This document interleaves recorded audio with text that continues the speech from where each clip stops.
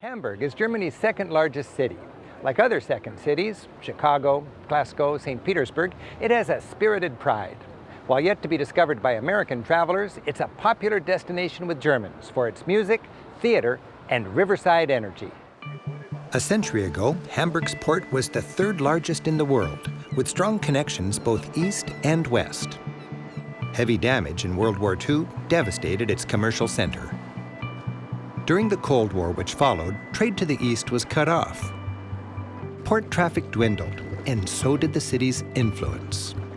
But Hamburg's been enthusiastically rebuilt, and since the reunification of Germany just a generation ago, it's gaining back its former status as a leading trade center.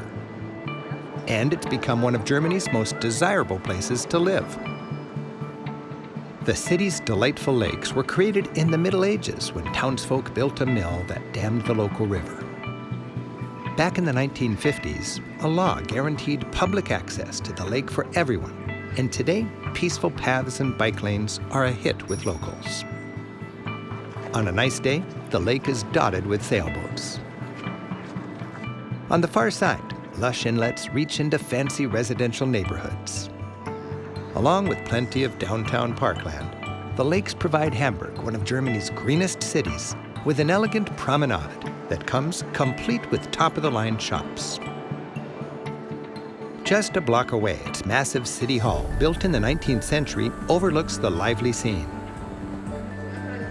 It's flanked by graceful arcades and surrounded by plenty of commerce.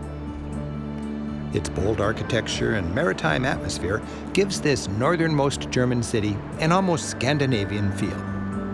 With its trading heritage and a strong economy, Hamburg's downtown showcases a wealthy city that rose like a phoenix from a terrible recent past.